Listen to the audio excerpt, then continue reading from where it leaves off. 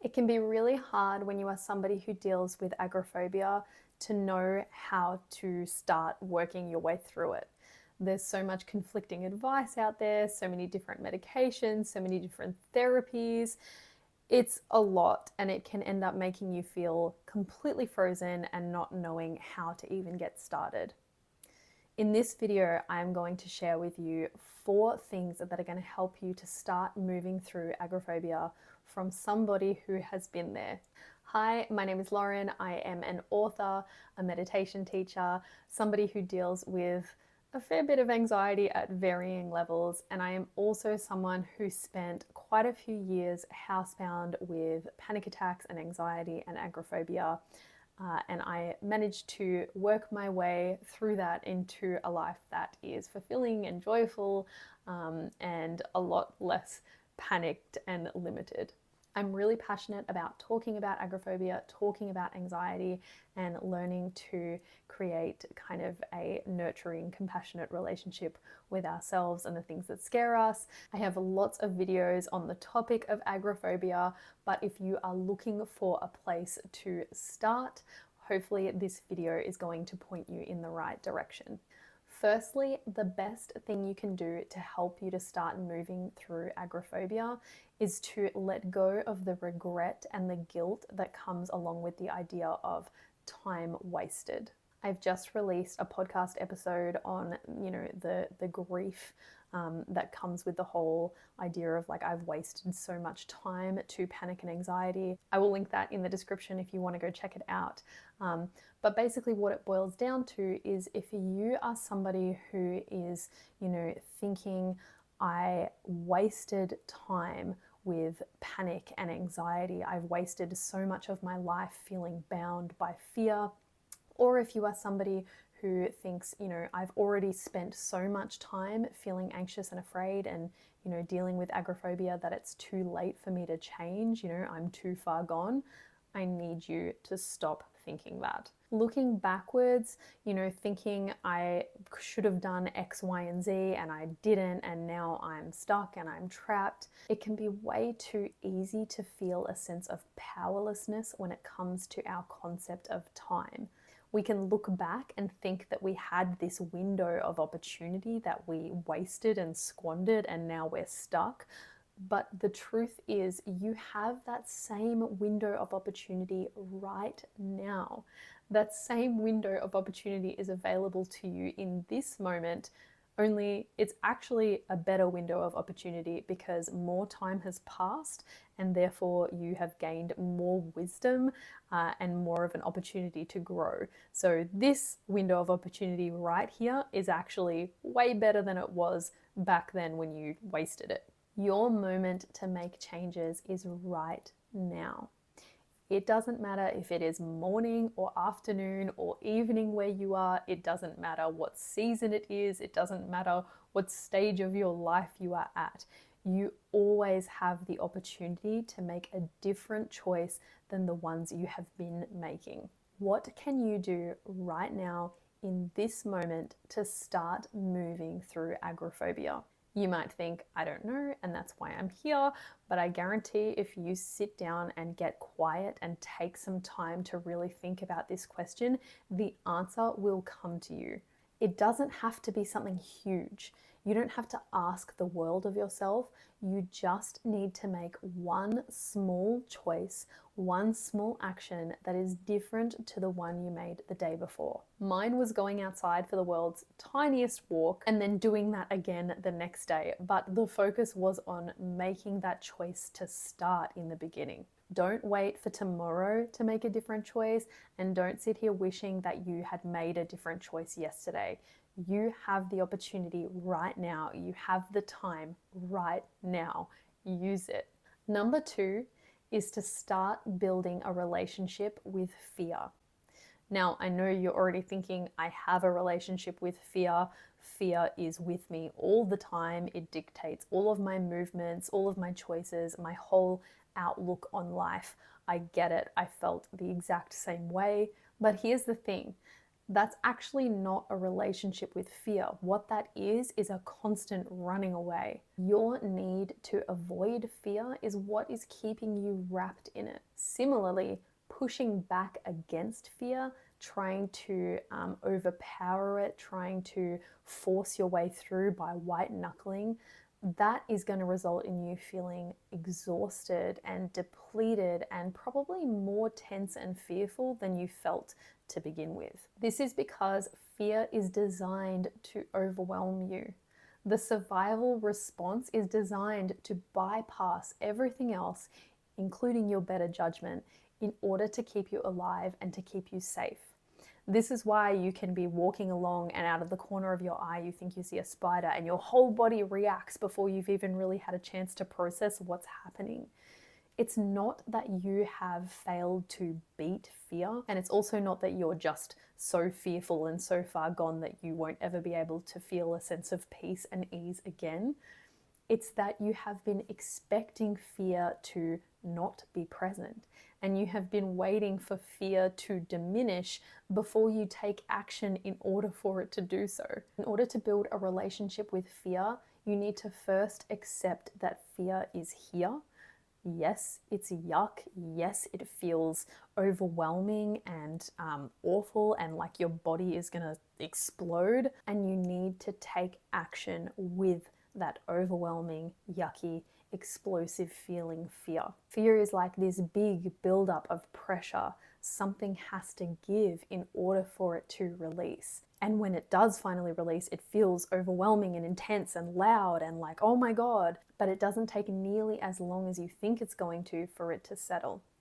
You need to allow fear to have room to move, room to expand and grow and shrink and, morph and change. And in order to do that, you need to take action with the fear. You need to, make movements in order for it to be able to release. Number 3, realizing that the best healing comes from community and connection.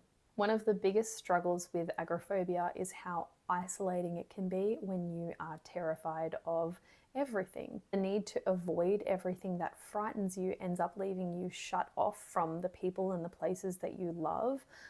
And it can be really hard to even want to talk about what you're going through because it seems so strange and so weird, and a lot of people don't quite understand. And it also, because people aren't talking about it, we don't actually realize how many people are experiencing it. And so it becomes this perpetuation of isolating yourself and shutting yourself off from the things that would ultimately help you to heal. Humans are designed to connect. Our nervous systems have the ability to be regulated by touch and connection with other human beings. When we're in a room with someone, our body mirrors their body. We can sense their energy, we can sense their emotions, we can sense their presence in a way that can be really soothing and really healing if it is in a safe and compassionate environment. Not only this, but finding a sense of community can help us to build a sense of purpose. We find a feeling of not aloneness, a feeling of, shared values and a shared goal that we become excited to work towards. Deliberately putting yourself into a community in which you can positively connect with others, a yoga group, a meditation circle, a knitting class, a plant enthusiast group, a book club, whatever it may be that calls to you, deliberately putting yourself in that community mix is going to be one of the things that propels you towards working through agoraphobia without you even intending on doing that. This is because you will start to open up. You will start to let yourself be seen. You will start to let yourself be emotionally held by other human beings. And as an added bonus, you will be spending less time dwelling and ruminating and what-ifing and thinking about how hard things are and how limited you feel. And you'll be spending more time laughing and connecting and being a genuine human amongst other genuine humans. Now, yes, obviously this seems like a bizarre recommendation when we're talking about agoraphobia. I get it. It's like, I can't even leave the house and now you want me to join a hobby group? Great. Go back to point 1 and point 2. Start by making a different choice than the one you made the day before and expect fear to be there. And also expect that the fear is going to diminish along with the action you take, as long as that action is moving you towards something and not away from it. And while you're at it, speak about what you're doing. Acknowledge what you're doing. Talk about how hard it is. Talk about how panic feels for you. Start being open about what you're going through, and you might find that you connect with other people who are actually going through the same thing that you didn't even realize. What you'll also find in talking about your panic and anxiety is that your panic and anxiety will ultimately start to decrease. Kind of like the more light you shine on that dark place, the less dark and scary it feels. Number 4, don't discount the impact of small choices and small actions. It can be really easy to get bogged down by the vastness of recovery. As I said in the beginning of this video, there are so many different anxiety medications out there, so many different books and programs and like different sort of therapies on how to sort of cure yourself from agoraphobia. There's a lot of conflicting ideas out there, and I know that there is so much you want to be able to do, and when you have spent so much time being housebound or extremely limited by anxiety and fear, it can seem like too big of a leap to go from where you are to where you want to be. So what happens then is we tend to spend our time searching rather than doing. This can look like late night Googling, reading medication reviews, searching for different medications, buying various programs and offerings with the intent on those purchases bridging the gap between where we are and where we want to be, without us actually having to take any of the scary steps that we think we'll need to take in order to get there. But it's the small everyday actions that you take that are going to have the biggest impact on you being able to move through agoraphobia. These small choices that seem insignificant are going to rapidly accumulate without you even really noticing, and you will get to a place where you think, this wasn't actually as hard as I thought it was going to be, because I've just been repeating the same thing every day that I decided to start doing in the beginning. I've been doing that over and over again, just these small choices that I've been repeating every day, and suddenly things have gotten easier. This is why my very first point in this video was to start making a different choice than the ones you've been making, because it's in making these little choices over and over again that you will start to rapidly move towards a place of more ease and less limitation. In my own life, when I was housebound with agoraphobia, a lot of my movements throughout the day were kind of buffeted by like how much panic I was feeling that day or how much anxiety I was feeling that day. It wasn't so much that I was consciously, choosing what I wanted to do.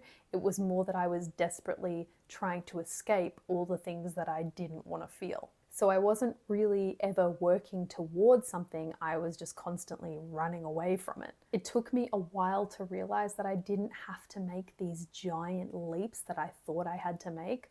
All I had to do was make those small, repetitive choices. There is a quote by James Clear that says, "Every action you take is a vote for the type of person you wish to become." Back when I was housebound, I desperately wanted to be someone who wasn't so bound by anxiety, but I wasn't actually doing anything to move towards that goal. Instead, I was spending all of my time trying to figure out how I could just jump into being the person I wanted to be without having to do any of those small steps to get there. So if you are housebound like I was, maybe your small action step that you take is, like I did, taking those tiny little walks every day and then getting a little bit further every single day.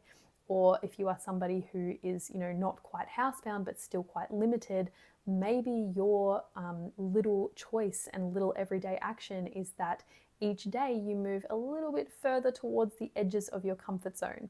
Maybe you start going to different stores than the one you usually go to. Maybe you start choosing the biggest queue you can find instead of the smallest queue you can find. Maybe you just start edging yourself further and further towards the things that scare you rather than away from the things that you don't want to feel. You do these things repeatedly and you get better at it. Even if it feels like you're not getting better at it, I promise you that you are. And one day in the very near future, you will look around and you'll think, I'm doing things that used to scare the hell out of me and I'm doing them with, very little thought and very little anxiety. This is huge. This is when you'll go from being someone who is completely overwhelmed by agoraphobia to being someone who is actively moving through agoraphobia. I hope this video has been helpful for you. Let me know in the comments what action you are going to take to start moving through agoraphobia, to start moving towards the person you want to be. Share what your goals are, share what you are going to start doing, the small changes you are going to make. I hope you're having a great day and I hope to see you in the next video. Take care.